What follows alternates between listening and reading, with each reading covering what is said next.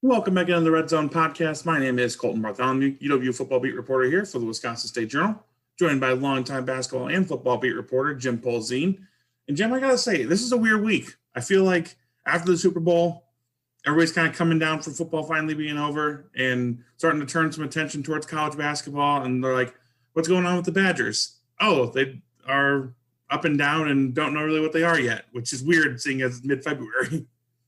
Yeah, if that was your first game tuning into the season, you might not tune in for a second. Yeah. We've been seeing a lot of that lately, so. Absolutely. So we still got good stuff to talk about, even though it's been kind of a slower week on the football side. We got a lot of basketball stuff coming up, and they announced that the Big Ten tournament's going to be all in Indy now, so we'll get into that just a little bit toward the end here. But good stuff to talk about. We're going to recap / cover this Nebraska game last night, which wasn't pretty at all. Wisconsin got the win, which is at this point all that they got to do. Style points don't matter for a team like this. That they just got to stack some wins when they can get them. So we'll get into that a little bit. Kind of the big theme of the last few weeks for the Badgers, the 3-point shooting. Jim's got some notes on that, it's kind of an interesting look because this team has to shoot threes well if they're going to be to make a run. Now, that's just the long and short of it. So we'll talk about that. We'll talk about the Michigan game coming up this weekend. We hope, everything's on track for that game to get played after Michigan had a COVID pause. So talk about that a little bit and then get into some football stuff. Jim Leonhard staying after last week, all the talk and kind of fear that he was going to leave, and then a couple other things there. So we'll get into all of that right after this. All right, Jim, let's jump into this Nebraska game. Ends up being a 13-point win. The whole time, it just felt like there was basically both teams were waiting for Wisconsin to go on a run, pull away, and then it just never really happened. I mean, they got a decent lead, but it just never like that. I feel like that could have been a 20 or 30-point blowout, and it just never happened. Yeah, again, like if they shoot at a normal rate, although I don't even know what a normal rate is anymore for this team. But if they shoot 35% from three, that's, you're adding 9 points or so there. And it's a completely different game. I thought they were ready to blow it open early in the second half, kind of after that Johnny Davis mini run. I thought that would just make Nebraska lose its interest. And the problem is you still have to make shots on the other end. And they weren't. I mean, their starters were 12 of 49 combined last night, which is just, it's insanely low. It doesn't sound real. Like that you won a game that your starters made 12 shots. Yeah, right. I mean, it's just, it's bizarre. And again, like, not to harp on this because I feel like I've written it 3 different ways, but the looks are there. I always say, like, I'd be more worried about this offense if they weren't getting good looks, if every possession was a grind that resulted in 4 shots, and it's just not. They're getting good looks. I mean, I think it's pretty clear at this point that they're in their heads. They're in their own heads. Micah Potter talked the other day about just how shooting is contagious, and if your teammate knocks one down, it becomes easier for you. And I think his quote was that shooting is 90% mental, and right now mentally they're just not in a good place. And I don't know how you get out of it. I keep waiting for it to happen, but it just hasn't. Yeah, and that's a tougher part of this too, because it's not as simple as, scheme some stuff up, get somebody an open look, like as you've been talking about, and I think we've said that on the last couple of podcasts. The offense is working. Like the shots are getting produced by the movement, by the passing, by guys moving around. It's just for whatever reason they're not going in right now, and they're running out of time. I mean, I know they've got 6 games left now. Yeah, 6 games left now to build some momentum, get into the tournament time, and see where they can go. But they're running out of time, and it's not like they're going to be playing scrubs in the last 6 games here to get some of this momentum and get on a rhythm. They're playing, Michigan coming up this weekend, Illinois again, Iowa twice. I mean, and then Purdue, right? I mean, there are no easy. I mean, there's Northwestern in there too, but there are just no easy games for them to really find something. They've got to get on a roll here against some of the best competition in the Big Ten. Yeah, I agree. I mean, I think defensively they've looked a little bit better lately. I know a lot of people were upset with the Illinois game, understandably so. But I went back. I've watched that game twice now, in addition to being there live. I didn't think their defense was that horrible that game. There were some breakdowns in spots, but I mean, right out of the gates, Illinois made probably, I think 9 of their first 11 points were what I would consider just good offense beating good defense. There were contested shots, some shots going away from the basket, a contested 23-foot three-pointer. And obviously the pick and roll killed them. They couldn't match Io and Kofi, and that was a big deal. But I thought from a following rules standpoint, they did pretty good. I think Illinois ended up like 1.09 points per possession, which, is not great if you're a defense, but it's not awful either, especially when you're considering who you're going up against. So yeah, considering that talent. Right. And last night, the first 8 minutes was pretty poor, especially in transition defense. But after that, they locked down. So the formula, I almost said simple formula, because it's not simple, because, if it was simple, they could do it every game, is to play that kind of defense and then just make some shots on the other end, make your three-pointers shoot. I don't know what the magic number is. You almost feel like you have to shoot at least 35% from 3-point range. And that gives you a chance. 38% or better, I think, gives you a chance to win. I mean, that's what I want to see Sunday is, even if they don't win that game, just shoot better and give yourself a chance, because that's the one thing they didn't do in Ann Arbor is they did not give themselves a chance for various reasons. But it's just, it's painful to watch right now. And especially when you've seen it go the other way. Last year, this team was playing loose, knocking down shots, confident, and they just have not gotten back to that. Yeah, and I think to your point, they didn't. I made a note of it watching the game last night. They only let up 5 points in the last 10 minutes of the first half, but then they were only able to get a 3-point lead at half. Like that's you only let up 5 points over 10 minutes, and then your offense is struggling so bad you can't build a lead off of that. And it's so weird because we hear all the time about this experience this team has, and they to your point about it being mental, like they know they're struggling, right? I mean, there's no secret about it, and it's got to be frustrating for them. And then I think the last, I don't know, maybe 4 or 5 games from where Dimitri Trice was about a month ago to where he is now, like where he is now is a little bit closer where he's been his whole career, where it's like, a decent scorer, really good everywhere else. But he was at a point where he was scoring at the best rate of his career while also giving you all the other stuff. And now that it's come back down to earth, this offense, nobody else around him has kind of caught that fire. It's still kind of waiting on him to lead it all. And I don't think that that's a winning formula down the stretch here. Yeah, that's the thing. Like, you make a great point. And the one thing I thought even going back to the beginning of last season, when you were kind of in the post Ethan Happ era, I looked at this offense and said, all right, I think it has a chance to be better because you have the ability to put 5 shooters on the floor at once. And what are the odds of all 5 of them being ice cold at the same time? And that's exactly what's happened now is like none of them are shooting well. And it's impossible to overcome that,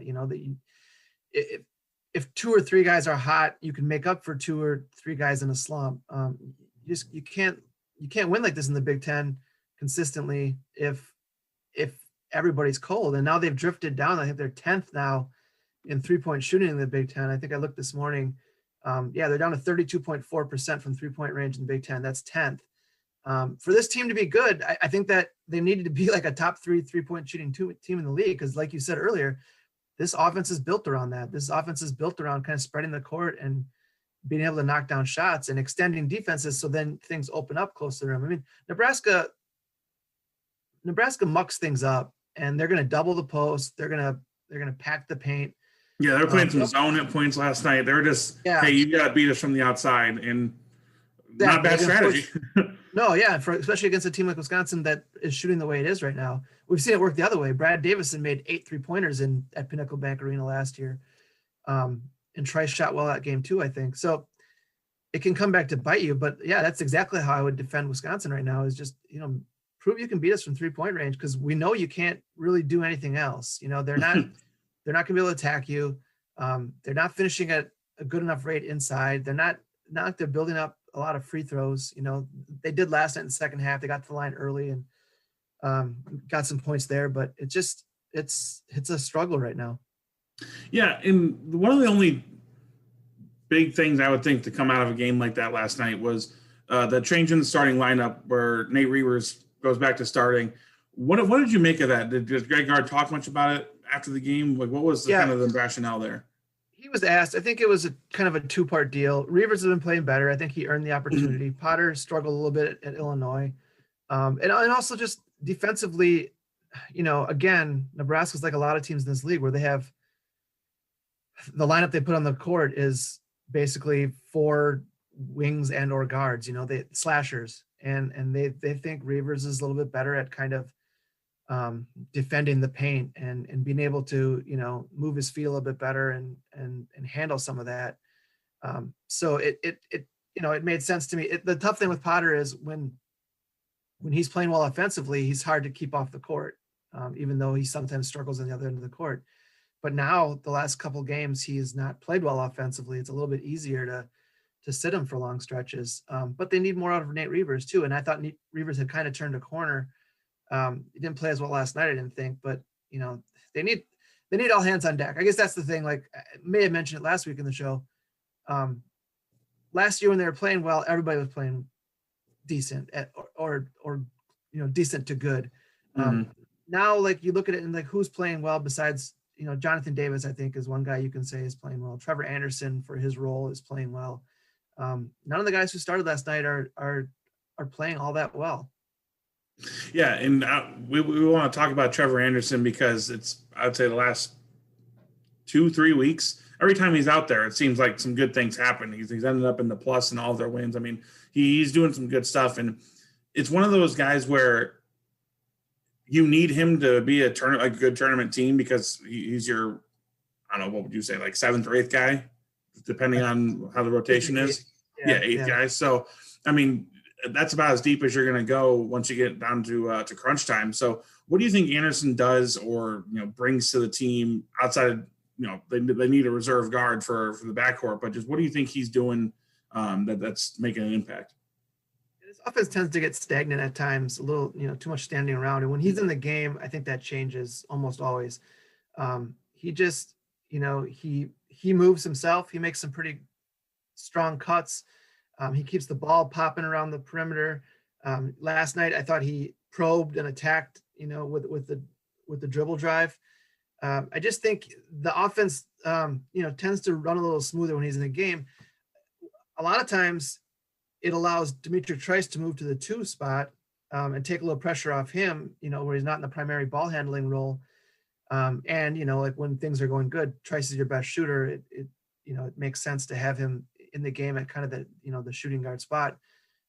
So I just think he, you know, I just think he adds a little bit of a spark. Him and Johnny seem to have, you know, a chemistry, a bond, and they play well together. And, you know, it's the second time in 3 games now where those two have provided a spark at a much needed time. And, you know, Trevor's great. I'm personally, selfishly, I'm glad Trevor's playing well because he's a great quote. And he's been in 2 of the last 3 post-game media conferences. I just think he's a real insightful guy. Knows the game. His dad was a coach. His grandpa was a coach. So he's got a high basketball IQ, and I think he helps his team. And I know a lot of people are calling for more minutes from him. I don't know exactly what the answer is there. You know, some people are suggesting less Davison, more Anderson. I actually thought Davison played, of the starters, he played the best of the group last night, which, you know, isn't a high bar considering the way some of those guys shot. But, you know, he had 3 3-pointers. He took 2 charges. I think his plus minus was pretty high. You know, so, you know, last night was one of those cases where I think having Brad Davison on the court was good. And I don't know that I would have Anderson in place of Davison in that situation. So the tough thing for Greg Gard, and not to sound like I'm defending him, is I don't think he knows what he's going to get from these guys every night. That's a great point. You know, so it's hard to say this is what I'm going to do, because you can come in with a plan, and the lack of consistency individually from these guys makes it hard to stick to that plan. It is. And then in his position, it's got to be tough to think, for the last 4 years, Brad Davison's given me X, Y, and Z. Yeah, I know he's not playing right now, but eventually it's going to come back. But he's got to play to get there, right? It's got to be one of those, get into a rhythm out there, continue playing shoot or shoot mentalities. And it's like, do you start messing with the rotations at this point in the year? Because, your mind is Brad Davison, somebody like Aleem Ford have got to get back to that level where we know they can play. But we're running out of time to figure that out. And I'm glad you brought up Anderson and Davis together, because maybe it's just because they run like second team against the starters all the time. But I think you're right. They play off each other so well. I mean, Davis is a natural two guard. And I think that there's just a nice chemistry there, that in those minutes where it's a more primary bench unit versus primary bench unit, they're getting the advantages there. And that's, if they can get the starters rolling a little bit more, those minutes where Trice can rest, or, Davison comes off the floor and they can still add to a lead, or at least keep the game where it was, that's going to be a big advantage if they can get going at the starter level. Yeah, I mean, for an offense that desperately needs it, those two guys add a little something on that end of the court, and you would hope. I think they have the trust of Greg Gard at this point of the season, and I do think you'll see them more and more down the stretch. Sure. All right, so let's move forward here, looking at the Michigan game. If you guys remember, the Michigan game earlier this year was one of the worst losses of the Greg Gard era. It was just not pretty from the jump. I think the lead, what it ended up being at some point, like 35. It got as high as 40. 40, yeah. So I mean, it was a disaster. As you've gone back through it in the last few days, Jim, what do you think went? What was the key issue, if there's one you can pinpoint in that blowout loss? Yeah, I'm gonna go back and watch it again this morning. But what I remember is Michigan really extended their defense and forced Wisconsin away from the basket, and it just really left them kind of discombobulated. They got some turnovers off that they converted into easy baskets. Wisconsin never, when you have an aggressive defense that's denying the ball, in some cases you can beat that with backdoor cuts. There's ways to work around that. Wisconsin never figured it out. Didn't shoot well, didn't defend well. It was just, I thought Michigan, to its credit, and I don't want to take anything away from Michigan, I thought Michigan looked like world beaters that night. I thought they played about as good as a team can play, and kind of left me thinking, wow, this is a Final Four type team. If they play like this, they've got everything, right? They've good point guard, really good wings. I mean, NBA level guys. They have a freshman center who plays beyond his years. I walked out of the arena that night thinking that's a really good team. Now the question is, they're coming off a long pause. They haven't played since like January 22nd or something. That's a long time not to play, and then go on the road and play a team that's going to be an NCAA tournament team. So that's the curiosity for me, is how does Michigan look after the long pause? And that's why I would have never thought Wisconsin had a chance to beat that team just based on how things went in Ann Arbor. But that's why I'll give them a chance Sundays, because I don't know how Michigan's going to look. I don't know how, from a continuity standpoint, how it's going to be when you don't play for that long. Yeah, and understand when we say pause, it wasn't just games canceled. Like, these guys were they were almost like locked down in their apartments, dorms, or whatever for essentially 2 weeks. They weren't allowed to work out together. Everything they did, they had to go find a way to do on their own. It's kind of like what happened to the football team here at Wisconsin during their COVID break, where it was basically stay away from each other, nobody do anything together, and try to stay in shape at a Big Ten championship level team in a mid-season pause like this. So I think that's a huge point, because I think I saw they returned to practice Monday. I think so, yeah. Yeah, so I mean, on one hand, you're saying, oh, well, they've had an entire week to practice. On the other, it's like the first 3 or 4 days of that's just going to be getting back into shape.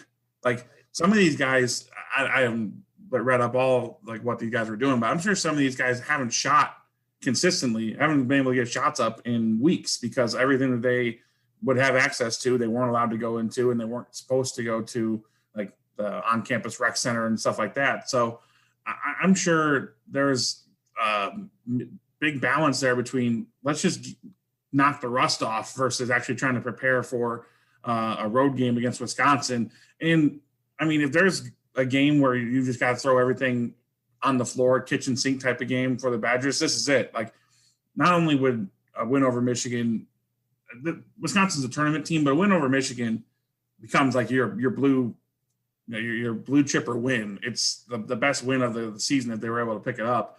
So I think this is one of those games that if you're guard and this team, you've just got to try to take advantage of whatever you can and throw everything at Michigan because, like you've been talking about, they've been off for so long.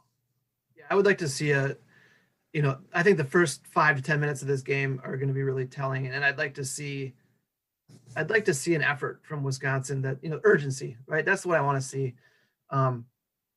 Again, you can't, it's hard to control if shots are going to go down or not, right? That's some of that is uncontrollable.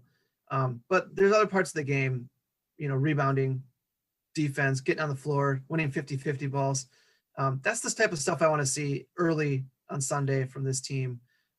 Just, show some emotion, show some energy, and, build some confidence that way. And then maybe the shooting becomes a little bit easier. Yeah. And it's going to be interesting too, because you mentioned before the transition baskets that Michigan got. Those are things that Wisconsin, typically does a good job avoiding. Like they're not going to give up those live ball turnovers as we've talked about before. But this is the type of game where when you have a team that's coming off this pause, maybe that grinded out style, making them be disciplined for so long and, really try to lock in defensively, maybe that's an advantage for Wisconsin this time, as opposed to trying to run up and down the floor with them.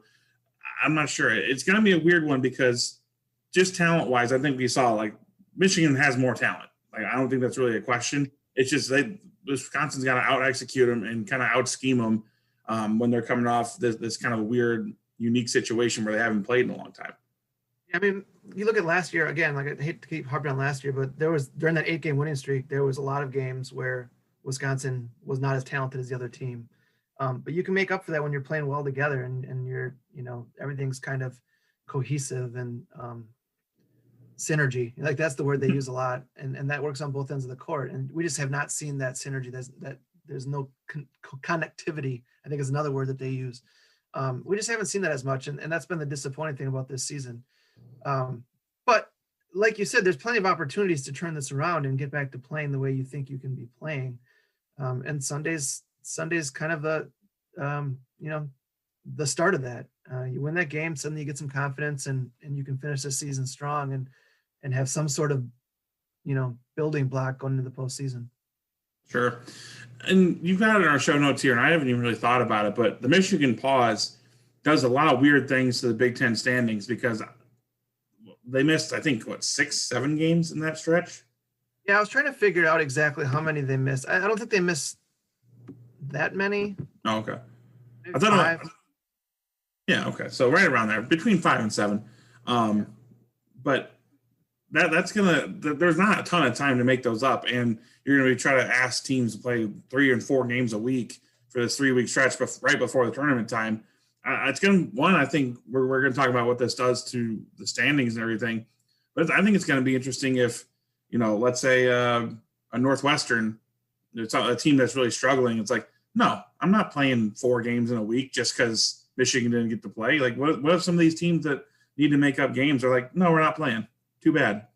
Yeah, I think the tough situation there is, the Big Ten steps in and says, do you want money or not? And all this stuff is tied to TV. So I don't think, and that's the thing with the Big Ten tournament too, not to get away from this topic, but, we've heard a lot about teams opting out of the Big Ten tournament.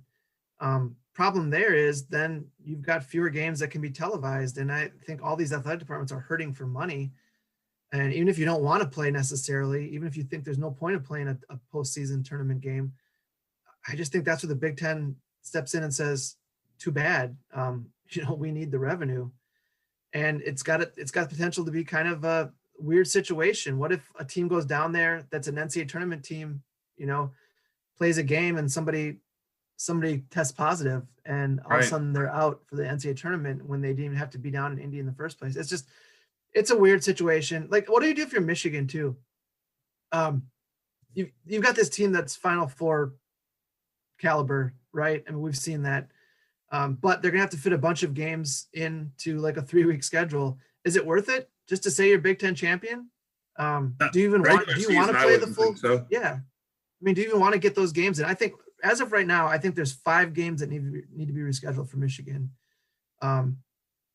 So 5, and that's in addition to 6 that are already scheduled. They've got 11 games left, and we're 3 weeks away from the end of the season. 4 weeks, I guess. It's just, that's a lot of games to fit in, and you wonder if you're Michigan, do you even, what's the advantage there? You're wearing yourself out entering postseason play. I don't know. I don't know what the answer is. There's no easy answer. Yeah, it's weird because in football they had it pretty much down to, or they had it figured out where it's like, if the game's off, the game's off. We're not rescheduling. Canceled, right? I know they ended up changing those rules for Wisconsin and Minnesota that week 9. The thing is, they don't really have a week 9 here in basketball. They don't have that extra week to make up some of these games. And as you said, they're playing the tournament, right? They're going to play the Big Ten tournament, because I know there was talk earlier in the year of cancel the tournament, give yourself that buffer weekend to make some stuff up if you need to, and just make the regular season champ your auto bid. I don't know if that would work or not, but I think it's going to be, I don't know, because I think you make a good point. Like, why would Michigan want to play those games either? Like, other than the TV stuff we mentioned before, but, they know they're good. They've got to get back to, get back in shape and get back in the rhythm they were in. But it's like, do they need to fill in, play basically every other game or every other day for 3 weeks? That's probably not a good idea. No. And then so I put this in the show notes, but how about this scenario? Let's say Illinois and Ohio State, one of those teams, finishes the full 20 games and goes like 15-5. Michigan doesn't get the full 20 games in; they go 14-4. Who's your champion? I suppose you could go by winning percentage, but it becomes messy. And I guess maybe it doesn't matter. Maybe I'm being too much of a traditionalist here, where I'm thinking there has to be a Big Ten champion. And if any year there doesn't have to be, I guess it's this year. But it's just, it's messy. And I don't know that I'm not sitting here with any sort of solution. I don't have any solution for this. It's just, it probably should have expected this was going to happen based on, how things were with the pandemic. But I don't know what the answer is. This was interesting. I didn't even know this. Last night, Greg Gard said, if y'all remember, this game was supposed to be played Thursday. The Nebraska game was supposed to be played Thursday at 4 p.m. It got moved up to Wednesday at 8:30 p.m. Wisconsin didn't find that out until Monday afternoon. As of Sunday and Monday, there was talk that the game could be played Wednesday, Thursday, or Friday, which was interesting to me that they would have thought about moving this game back to Friday. I don't know if they're going to try to fit another Nebraska game in Wednesday, a different opponent. I don't know if Wisconsin put up a stink and said, listen, we don't want to go to Nebraska on Friday and then come home and play Michigan on one day prep on Sunday. That's not fair. So that was all very interesting. Also, Wisconsin didn't fly to Nebraska until Wednesday morning, and they're flying back this morning. And a lot of that has to do with kind of the charter company it just not working out that they could get in and out the same day.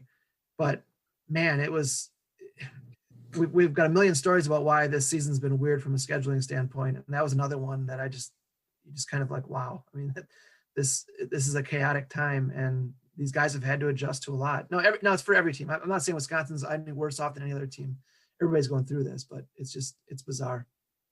And maybe, not that a coach would ever say it, because they would be accused of making excuses, but maybe that's why the slow start happened. So it's a very rare thing for them to fly the day of the game, right? That's it's a short flight, but still. Right, and I thought about that too. And they didn't really prep for Nebraska. But on the flip side, Nebraska played Monday night at Minnesota and had to take a mandatory day off on Tuesday. So they had zero practice for Wisconsin, other than they went through some Wisconsin stuff in the shoot around that morning, Wednesday morning. So it works for both teams. It's a bizarre thing. I don't think it was any advantage or disadvantage to Wisconsin. We've talked about the Big Ten tournament a little bit here. Came out this week that it's going to be all in Indianapolis, just like the NCAA tournament, or not. I shouldn't say all in Indianapolis, all in Indiana. Central Indiana is going to host these tournaments because there's going to be stuff at Purdue, at Indiana University, some of these other places in that area. Jim, my vibe on this was the Big Ten is doing the NCAA a favor and giving them a dry run with a smaller team, like smaller set of teams. That's how I kind of saw it, because I should add too, Chicago's not in the place pandemic wise and population density to welcome in this many people from all over. So I think that was a big factor in it. But then two, I do think the NCAA and the Big Ten kind of worked this out. It's like, hey, let's get these operations in order with the Big Ten tournament on a smaller scale. And then when we expand it in a couple of weeks, or excuse me, the next week, with the NCAA tournament, we'll be a little bit more ready. Yeah, I think that had something to do with it. I really do. And it just, from a Big Ten standpoint, I thought it made sense that why have, if let's say 9 Big Ten teams make the NCAA tournament, why have them in Chicago one on a weekend and then have them all move to Indianapolis when you could just have them in Indianapolis in the first place? So I think that makes sense. I had a lot of questions. Well, why play this? Are fans going to be allowed? And I don't know the answer to that yet.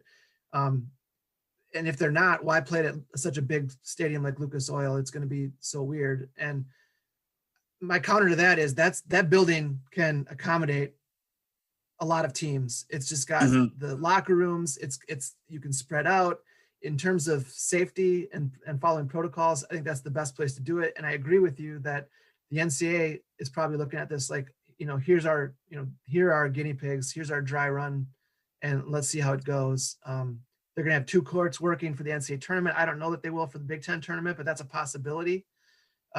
So I just think it made a lot of sense, and not to move these teams around. I mean, they're, I think Wisconsin's probably going to have to bus down there. There's a mileage thing. And I think they're inside that mileage. So I think they bus down there and then they just stay there until they're done. And it's weird. But it's just another weird thing in a weird year. That's crazy. So in theory, Wisconsin needs to pack for a month, right? If they think. Yeah. Somebody joked around with, I can't remember where it was, but somebody joked around with Greg Gard about that earlier this week. It might've been his I think he talked to the boosters. I think that's where it was. Yeah, I don't know. I haven't even gotten to that point, but yet, yeah, I guess cause you're not coming home in between. And they're gonna have to prepare for a long stay. Now they hope that they're playing well enough that they have a long stay. Cause I think now you look at it, and think it could be a pretty short stay unless they get things figured out. When do you think the Big Ten makes a decision on how many teams are in the tournament? Because you mentioned maybe there's 9. This has been a discussion for weeks. If the Big Ten is going to bring in all these teams and the whole opt-out discussion. So when do you think the Big Ten makes a call on how many teams they're going to have in? Yeah, that's a good question. I mean, I think part of it is you need to kind of see, you need more clarity on what the situation is. Let's say you limit it to 8 teams. Well, what do you say to the ninth place team that's on the bubble? I don't know, just throwing it out there, Indiana. Yeah, I was going to say Indiana, yeah. Yeah, what do you say to that? Michigan State. You're going to tell me that you're going to leave Michigan State at home if they're in 10th place and kind of on the NCAA tournament bubble? Or Indiana and you're 30 minutes away. Yeah, exactly. And exactly. It's which makes me think that they, as much as that's been talked about, that they might just let the whole shebang in, all 14 teams, in part because that gives you the 11 versus 14 and 12 versus 13 games that you can put on Big Ten Network that first day, and I think the more games on TV, the better. And so that's why I wonder, TV, as we know, TV runs the world. There's a reason that game was at 8:30 last night. There were games at 4:30, 6:30, and 8:30. So Big Ten Network could have as much programming as possible. And I think TV will end up winning out in this situation also, even though there's reasons for leaving a team like Nebraska on the outside looking in. I mean, why have Nebraska there is a great argument, but I don't know where you draw the line on who gets to go and who doesn't get to go. Yeah, it's going to be interesting. And I think this whole doing all of this in central Indiana is going to be interesting too, because I mean, Indianapolis itself is built for events. And as you see, it's a very walkable city and all these hotels and the event centers, all that stuff. But then you're telling a team, okay, you're going to stay in Indianapolis, but then now you need to go up to Bloomington. And not like it's far, but it's a much different scenario and situation than a usual NCAA tournament where you go to that city, if you advance, then the next weekend you're in another city and it's all kind of contained. Yeah, I do think the Big Ten teams will not have to play in either one of those venues. Although I shouldn't say that. I wonder if a first four team, um, like if one of the Big Ten teams is a first four team, if they will have to play at Mackey or Bloomington. I don't, I don't know. I don't know how they're going to work that. I mean, my guess would be that they want to get them in one hotel and Yeah. leave them there. So I don't know. It's a lot to work out, and like I said, I mean, the next 3 weeks will kind of make it more clear. But it's there's still so much possibility of this going haywire. There really is, as we've seen all season, and I don't think it's going to be any less possibility of that happening in March, even though I think they're going to go out of their way to make it as safe as possible. Yeah.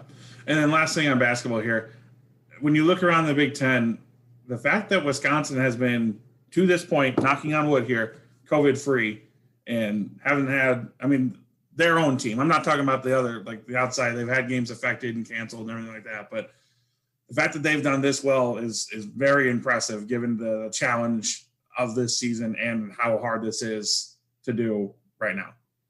Yeah, I mean, it leaves you kind of wondering, like, is there something yet to come, right? How long can you dodge that bullet? Greg Gard said over and over that, it's hard to avoid this thing, and it's like oxygen, and it's you can't avoid it. And so they managed to do it this long. And can they hold on another 4 or 5 weeks and not have any? I mean, they did have some cases in the summer. They haven't really made that public, but some of these guys have had it. I don't know the exact number, but to not have any positive test during the season has been pretty incredible. All right, Jim, let's jump into some football here. Not a ton here as we start to wrap up the show, but the big story of the week, or weekend, last weekend, Jim Leonhard is going to stay at Wisconsin.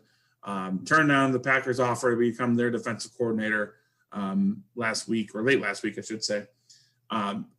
We talked. I feel like I was pretty much resigned to Jim Leonhard was leaving when we were talking last week on the podcast. Like, I was like, this is so apples to apples for him. This would be such a perfect fit. Wisconsin guy, the Packers, all this stuff. And then you start reading, and Tom Oates, our colleague, was first to report the story, but you kind of just read it, and it came down to he just didn't really want to leave Wisconsin. And he respects the Packers, and he knows it would have been a great opportunity. And you read some of his quotes and what Jim Leonhard's thoughts were, and it was basically like, yeah, he really enjoys what he does, and maybe that NFL challenge just isn't all that appealing to him quite yet. Maybe he's just gonna wait a little bit longer. I thought it was very interesting that he admitted like his foot was out the door, but he said, you know what, Wisconsin's still the place. Yeah, because I thought, like we said this, if there was one thing that could pull him away, I thought that would be the NFL job that would do it. But he said this in the past, that I think he feels like something special is coming in this program in the next 2-3 years. They've done, the recruiting has obviously picked up. I think he wants to be here if this program takes to the next level, makes it to the playoff. I just think he wants to be part of that, and I think he can sense that they're close to doing that. So I think that's a big part of this. I don't think he wants to leave. I mean, he loves the place, don't get me wrong, but I also think he thinks there's something big on the horizon, and he wants to be there to help this program get there. Yeah, I think that's a great point, and especially when you hear what these recruits say about the fact that Jim Leonhard recruited them, or what Jim Leonhard does in these meetings and coaching them when they're on the team. I think that he knows that his impact is so great here. And on top of that, the control that he has of the defense here, like the autonomy that he has to run his defense the way he wants, when he's got Paul Chryst, who is a secure head coach here. I mean, barring disaster, a secure head coach here that lets him run the defense how he wants. That's a rare combo to get when you're this young in your coaching career. I mean, it was rare for him to become a defensive coordinator in his second year as a college football coach, and to have the level of kind of autonomy and the control that he has, running the defense how he wants, adding new schemes, moving players in and out. I think that that's something that he respects and appreciates. Paul Chryst word appreciates, but just the the level of control that he has of this defense, he's not going to get anywhere else. And Matt LaFleur is kind of the same coach in Green Bay, where he's so offensive minded that he lets the defense run itself. But I don't think that they were going to just hand him the defensive keys like he's got here at Wisconsin and Green Bay. Yeah, I mean, this is a good situation in a lot of ways, and I think that's a good point that he doesn't have someone looking over his shoulder. He's beloved here. But I do think that he thinks he's got a good group of guys around him, and I think he thinks there's big things on the horizon. I mean, Paul Chryst had to be breathing a huge sigh of relief, right? Yeah. In an off season where he's already had to, fill some spots, that would have been a tough one to fill, especially this late in the game. In February. So I'm sure he was breathing a monster sigh of relief that Jim Leonhard is staying put. Yeah, we'll get into that in a second because Paul Chryst made some comments to the Milwaukee alumni of Wisconsin last night that were in that similar vein. But you brought up a great point that Jim Leonhard's got a lot of good guys around him. The defensive coaching staff hasn't had those changes. I mean, they changed defensive line coaches, but it was a guy that's already in the building that he already knows very well, in Ross Kalaji. And I think the big thing with this defense is for Jim Leonhard and Paul Chryst, the defense is going to lead this team again next year. Like, we all expect Graham Mertz is going to be better than what we saw late this or most of the year in 2020. But it's still going to be a question of, can a retooled offensive line, outperform what it did in 2020? Can Jalen Berger take another step? Can the receivers get back on track? And some of those young guys on offense make a bigger impact? The defense is still going to be the star of the show. Like, this is going to be a defensive-led team again next season. And with a lot of their key pieces back, they've got to replace some defensive linemen. But outside of that, they're pretty solid on what they had last season. So I think that's got to be a factor too. Like you mentioned, Leonhard sees something special coming, and it's this year, it's next year, and I think the year after that is when you're really going to see the recruiting start to pay off. The guys that they already have here continue to make big impacts. So I'll tell you, I went ice fishing on Saturday. So I was out. I know I'm not a fisherman. I'm not an outdoors guy. Never been, but I was like, being cold and drinking kind of sounds like me. So Let's do it. So I was at this cabin with some of my buddies from college, and I started seeing the news that OT puts out about Leonhard, and I was like flabbergasted. I could not believe it. So I'll tell you, I definitely thought Jim Leonhard was going to be the Packer coordinator by the end of the weekend. I was very surprised when it didn't happen. Yeah. Also, we had a schedule last week, right? Oh, yeah, we sure did, Jim. They hyped it up like there was going to be some massive changes, and it really just flipped Minnesota back to late in the year, and then flipped around the games that they should have had at home this year. So it only changed a couple of things. I'm glad that the Minnesota game's late in the year because I think that's just fun. I like it when it's a weekend of Thanksgiving, like all the other big rivalries where, and as it's starting to become, that might be the determining factor in the Big Ten West year in, year out. So I think it's cool. It'll be the last week of the year. And then what was it? They flipped where the Nebraska game was, the Purdue game too. Nothing major happened. I'll tell you that right now. It's a good, I look at that schedule. It's a good home schedule. I'm really hoping that things are returning normal and fans can be, back in the stands. Cause it's one of the better home schedules I remember around here in a while. Yeah. And I really hope that they're able to do these non-conference games, not only because you've got the Notre Dame game and that Soldier Field, and that's going to be really cool, but Army coming here in October, in the middle of the conference season. Number one, Army's not a joke program whatsoever. And then that stylistic matchup, doing facing a triple option team, a little bit better than some of the other ones they've played in the past. Right in the middle of your season like that, only giving yourself a few days to prepare for it. I think that's a really fun game to have right in the middle of the year there. Yeah. So I really hope this schedule can stay intact because I think it's going to be not only really cool matchups and really challenging ones, but I just think that that's something that, if you're able to have that schedule and win the Big Ten West, like you've got a real chance at a Big Ten championship with all the transition that's happening at Ohio State and Penn State and some of these other programs that have a ton of turnover coming in next year. How about this stretch in terms of storylines? Notre Dame at Soldier Field. The next week, Harbaugh and Michigan come here. The next week, You go play at Illinois and Bielema, and then the Army game, like you mentioned. It's good stuff. I mean, selfishly, again, from a media standpoint, I am very glad that's in that early part of the season, and you're not playing or not covering basketball yet. I'll tell you that right now. Yeah. Just wanted to recap a couple of things from, like I mentioned, Paul Chryst talked to the Milwaukee chapter of the UW alumni last night, and he talked about Jim Leonhard staying, and he said, the whole time, I wrote it down 1 second. So he said, what Jim Leonhard does brings a lot of attention because he does such a good job, and they all know that. And he said, basically every year that other jobs are interested in him. And he said that he's wanted everything to go well and be what Jim Leonhard wanted for him and his family. But everyone, myself, teammates, his players, the other coaches, were all very excited that he was staying.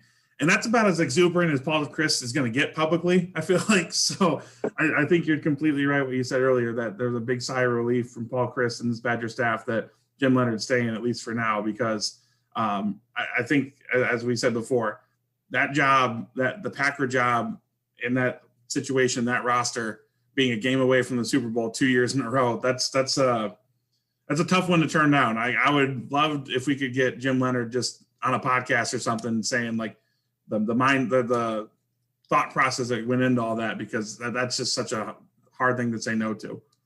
Yeah, I mean, I was with you. I thought late last week that it was going to be a done deal at some point that he was heading up there.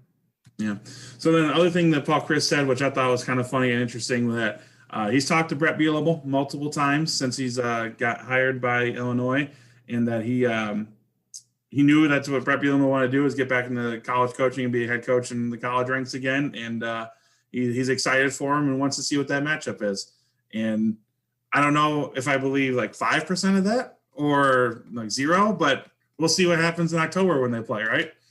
Did you see, I don't know if you've noticed this, Illinois, like their motto in recruiting is tough, smart, dependable, I think it is, where like all you hear from Wisconsin is smart, tough, dependable. It's like they've switched the words around. And I've seen that. And then built here, their whole thing is to keep Illinois guys in Illinois, which has been a struggle for Illinois since, I don't know, they started playing football. Like, I appreciate every Illinois coach that goes there and says, oh, we're going to start keeping guys. And it's like, that hasn't happened in 50 years. So good luck. But yeah, I mean, this is going to be fun to have Brett Bielema back in the league. He will, as we know, he will run his mouth. He's going to tick off a lot of opposing fan bases, including this one. Again, like, I know I come at this from a different viewpoint than fans because I'm selfishly looking for good storylines, but he is a good storyline, and for me, it's good to have him back in the league. For sure. Who do you think is going to, who will Badger fans root for between Minnesota, Illinois, or the Meteor in that weekend? That's a really good one. So yeah, I don't know. I mean, that's a great question. Like, on your ranking of your Big Ten West villains, who's number one? Is it Brett Bielema or is it PJ Fleck? I gotta think it's still Fleck, but Bielema's 1B. All it'll take, you're probably right. All it's going to take for Bielema to move to the top is him running his mouth about Wisconsin or beating Wisconsin. If they become competitive. If they become competitive, it was easy for Wisconsin fans to dump on him at Arkansas because that program, he didn't take it anywhere. Right. But if he turns Illinois around or makes them relevant again, suddenly it becomes more dislikable to this fan base. Yeah, no, absolutely. And then last thing on the football front, we'll have a story coming out either Friday or sometime this weekend about Miles Burkett, the first 2022 recruit, quarterback from Franklin. A really interesting story about, how he's really dealt with. I mean, I'll admit, when he signed, I was like, oh man, that's going to be a tough road to get on the field when you've already got Graham Mertz here. And then they're really high on Deacon Hill, the quarterback they brought in 2021. And I talked to him a little bit about that and his coach. And they all kind of say, like, yeah, I've been dealing with that, my whole career, guys in front of me and trying to battle them out, and lots of good stuff coming there. So I'm excited for, one, to write that one because I got to get writing on it, but then 2, for you guys to read it. So. Yeah, I'm anxious to hear about him. I mean, we talked about how this recruiting class has been kind of a slow start to it for obvious reasons. I'm curious to see if things pick up in the next couple of months. They have a lot of really good in-state prospects that they have prioritized. I'm curious to see if any more jump on board in the next 6 to 8 weeks. Yeah, they've started I don't know, maybe they're just getting the offers are getting announced right now, but in the last couple of weeks we've seen some receivers and some other guys around the country start announcing offers. So like you said, I think the priority in the last month or so has been the in-state guys and figuring out where they are, making sure that once they can start getting guys on campus again, they're the first ones in line, and then building it out from there. So I was a little worried about how this 22 class was coming together, but I think it's starting to pick up a little steam, and Burkett's already been out there rallying the troops on Twitter and trying to get on guys. So I think that's going to help out like Deacon Hill did back in the 2021 class. What it's become. I mean, the same thing happened in basketball with Chucky Hepburn. He's kind of become a online recruiter. That's how things are done these days. Social media is huge. It's how these guys connect and, Snapchat and all that stuff. So you almost, not that the coaches have become less important, because that's not the case at all. But if you can have your players and your future players out there recruiting for you, it's big. Yeah, we're going to put that on the list for next week, Chris. Chucky Hepburn is playing an incredible year. I actually watched. Yeah. So I watched yesterday. They played a team from Iowa, and it was online. It was from a couple days ago, so I was watching it late. And I'm only through the third quarter right now, but yeah, he's got a little something. He plays with some attitude, and I like it. He's going to be a good player. I think he's going to be a good player. I don't know, next season is a long way away. I don't even know what role he's going to be asked to be played, but I do think he's going to come in and help immediately in some capacity. For sure. All right, so we're going to start wrapping up the show here. Jim, what do you got come in the hopper here for this Michigan game? Kind of previewing. Yeah, I'm still trying to figure that out. I'm going to go back and watch that Michigan game again this week, just to see where things went wrong, and I think we know where they went wrong, but I want to watch it again just to have some fresh eyes on it, and before I decide what to write for the weekend. And then, this is, like we mentioned, this is a start of a huge stretch. Like Trevor Anderson said last night, now it gets real. It's Michigan and it's Iowa this week at home. Those huge games. And then at Northwestern, I mean, if you can win 2 of the next 3, I think that's a pretty good run. If you can win all 3 of them, then you got something. And this team has not been able to get on a winning streak and build any momentum. And you'd like to see that at some point soon. Yeah, absolutely. All right, so make sure on madison.com checking all that out. You can follow Jim on Twitter, Jim Polzin, WSJ. You can also follow me on Twitter, CBart, WSJ. Like I mentioned, that Burkett story coming out this weekend at some point. So make sure you're checking out madison.com for that. All right, so that was Jim Polzin. I am Colten Bartholomew. Thank you guys so much for listening.